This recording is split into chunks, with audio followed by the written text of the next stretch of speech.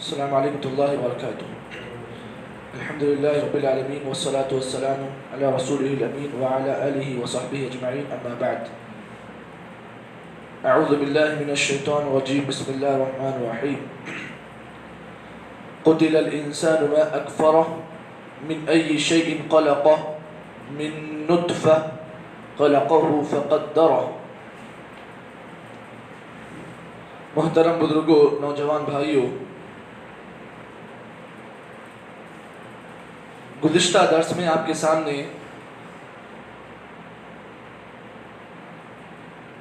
اس آیت کے متعلق بات کی گئی تھی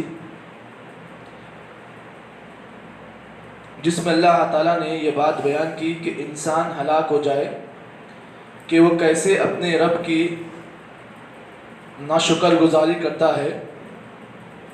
اس آیت کے سلسلے میں آپ کے سامنے بہت ساری باتیں پیش کی گئی تھی.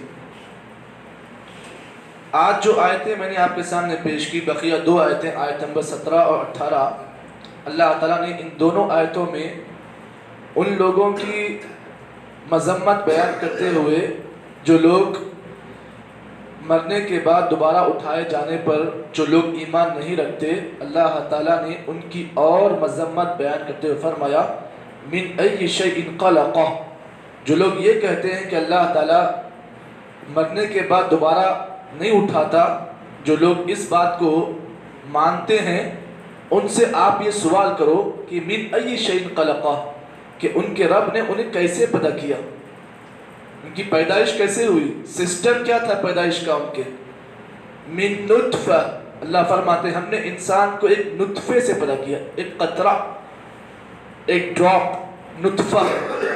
خلقہ فقدرہ، ہم نے اس کو اس نطفے سے پیدا کیا اور اس نطفے سے پیدا کرنے کے ساتھ ساتھ اس کا مکمل سسٹم ہم نے بنا دیا کہ وہ اس زمین پر کب تک رہے گا اور اس کی عمر کتنی ہوگی، وہ اچھا ہوگا یا برا ہوگا. ہم نے اس تمام سسٹم کو ہم نے اس کے ماں کے پیٹ میں ہی بنا دیا، سسٹم پورا زندگی کا اس کے. تو جس اللہ تعالیٰ نے انسان کو اس حقیر نطفے سے پیدا کیا، تو کیا وہ اللہ تعالیٰ اس حقیر نطفے سے پیدا کرنے والا کیا اسے دوبارہ زندہ نہیں کر سکتا ہے؟ ایک ایسا سوال ہے جو ان لوگوں کے جواب میں ہے جو لوگ اس بات کو نہیں مانتے کہ اللہ مرنے کے بعد دوبارہ اللہ تعالیٰ نہیں اٹھاتا. وہ ان کے لیے ایک بہت بڑی دلیل ہے، ان کے لیے بہت بڑا کوشچن ہے کہ اب بتاؤ کہ اس سوال کا جواب آپ کیا دو گے. اس آیت کے سلسلے میں بہت ساری باتیں ہیں، لیکن میں کچھ باتیں بتا کر اپنی بات کو ختم کروں گا. سب سے پہلے دیکھیے اللہ نے فرمایا من ای شیء خلقہ، یہاں پہ ایک سوال ہے، اس کے بعد اللہ نے جواب دیا من نطفہ. اس سوال کا جواب یہ ہے کہ انسان کیسے پیدا ہوا، نطفے سے پیدا ہوا. خلقہ فقدرہ، اللہ نے اسی نطفے سے اس کو پیدا کیا، اس کے بعد اس کے سسٹم کو بنایا. اس آیت کے سلسلے میں اللہ کے نبی صلی اللہ علیہ وسلم کی ایک حدیث آپ کے سامنے، جسے امام بخاری اور امام مسلم نے اپنی صحیحین میں روایت کیا، جس کے راوی حضرت عبداللہ بن مسعود رضی اللہ تعالیٰ عنہ ہیں. فرماتے ہیں کہ اللہ کے نبی صلی اللہ علیہ وسلم نے فرمایا ان احدکم یجمع خلقہ فی بطن امہ 40 یوما نطفہ، کہ اللہ کے رسول نے فرمایا کہ جب شوہر اور بیوی دونوں آپس میں ملاقات کرتے ہیں، اللہ نے ابھی جو امام صاحب نے جو دوسری رکعت میں جو سورۃ تلاوت کی، سورۃ طارق، اس میں اللہ نے اسی مسئلے کو بیان کرتے فرمایا فَلْيَنْظُرِ الْإِنسَانُ مِمَّا خُلِقَ مِن مَاءٍ دَافِقٍ يَخْرُجُ مِن بَيْنِ الصُّلْبِ وَالتَّرَائِبِ إِنَّهُ عَلَى رَجْعِهِ لَقَادِرٌ. یہ چاروں آیتیں سورۃ طارق کی، اللہ نے فرمایا فَلْيَنْظُرِ الْإِنسَانُ مِمَّا خُلِقَ، انسان کو دیکھنا چاہیے، غور کرنا چاہیے کہ اس کے رب نے اسے کیسے پیدا کیا. خُلِقَ مِن مَاءٍ دَافِقٍ، ایک اچھلتے ہوئے پانی سے اللہ نے انسان کو پیدا کیا. خُلِقَ مِن مَاءٍ دَافِقٍ يَخْرُجُ مِن بَيْنِ الصُّلْبِ وَالتَّرَائِبِ، وہ جو اچھلتا ہوا پانی ہے، یخرج من بین الصلب، صلب کہتے ہیں انسان کی پیٹھ کا وہ حصہ جسے آپ ریڑھ کی ہڈی کہتے ہیں. یخرج من بین الصلب، وہ جو نطفہ ہوتا ہے، جو قطرہ ہوتا ہے، مرد کے جو ریڑھ کی ہڈی وہاں سے نکلتا ہے. والترائب، ترائب کہتے ہیں عورت کا جو سینے کا جو حصہ ہے، ترائب کہتے ہیں اسے. تو اللہ فرماتے ہیں یخرج من بین الصلب والترائب، وہ جو نطفہ ہوتا ہے مرد کے پیٹ یعنی ریڑھ کی ہڈی سے اور عورت کے سینے کے درمیان سے نکلتا ہے. اِنَّهُ عَلَى رَجْعِهِ لَقَادِرٌ, اور اللہ تعالیٰ اس بات پر بھی کنٹرول رکھتا ہے, اللہ اس بات پر قادر ہے کہ وہ انسان کو دوبارہ پیدا کر سکتا ہے. اللہ اس بات پر قادر ہے. یہ چاروں آیتوں میں اللہ تعالیٰ نے اس سسٹم کو, اس حقیقت کو اللہ نے کھول کر بیان کر دیا ہے. چلیے میں جو حدیث بیان کر رہا تھا جس کے راوی حضرت عبداللہ بن مسعود رضی اللہ تعالیٰ عنہ فرماتے ہیں اللہ کے رسول نے فرمایا ان احدکم یجمع قلقه فی بطن امہ 40 یوما, اللہ تعالیٰ تم میں کہ ہر انسان کو اس کی ماں کے پیٹ میں اللہ تعالیٰ جو نطفہ ہوتا ہے اس کو 40 دن رکھتا ہے. 40 یوما نطفہ, وہ جو نطفہ جو قطرہ ہوتا ہے وہ 40 دن رحم مادر میں ہوتا ہے, یعنی ماں کا جو بچے دانی جسے آپ کہتے ہیں, جسے رحم مادر کہتے ہیں, 40 دن وہ نطفہ اللہ تعالیٰ وہاں رکھتے ہیں. اس کے بعد پھر اللہ کے نبی نے فرمایا ثم یکون علقہ, پھر 40 دن کے بعد وہ جو نطفہ جو قطرہ ہوتا ہے وہ علقہ بنتا ہے. علقہ کہتے ہیں کہ ایک خون کا ڈراپ, ایک گھٹ خون کا ڈراپ. اللہ تعالیٰ فرماتے ہیں کہ 40 دن ہونے کے بعد وہ نطفہ جو ہے وہ علقہ بنتا ہے. اس کے بعد پھر اللہ کے نبی نے فرمایا ثم یکون مضغہ, پھر 40 ہو گئے 80 دن, 40 دن نطفہ ہوتا ہے, پھر 40 دن کے بعد وہ علقہ بنتا ہے. اس کے بعد پھر تیسرا سسٹم آتا ہے, تیسرا مرحلہ جسے آپ مضغہ کہتے ہیں. مضغہ کہتے ہیں گوشت کا ایک ٹکڑا, لوتھڑا کہتے ہیں یا گوشت کا ایک ٹکڑا کہتے ہیں آپ, مضغہ جس کہتے ہیں. تو 40 دن نطفہ ہوتا ہے, پھر 40 دن وہ علقہ ہوتا ہے, پھر 40 دن کے بعد وہ مضغہ ہوتا ہے. اب ٹوٹل آپ کاؤنٹ کیجئے 40 پلس 40 80 ہو گئے, اور 80 پلس 40 120 دن. اسی لیے سلف صالحین نے اور محدثین نے اس بات کو لکھا کہ پھر اس کے بعد کیا ہوتا ہے 40 40 80, پھر 80 اور 40 120 دن. پھر اس کے بعد اللہ کے نبی نے فرمایا کہ اللہ تعالیٰ روح پھونکنے والے فرشتے کو اللہ تعالیٰ رحم مادر میں اللہ بھیجتے ہیں. اللہ وہ سسٹم دیکھو پیدا انسان کے پیدا ہونے کا دیکھیے. اس کے بعد 120 دن کے بعد اللہ تعالیٰ اس میں اس نطفے میں جو ہے جان ڈالتے ہیں, روح ڈالتے ہیں.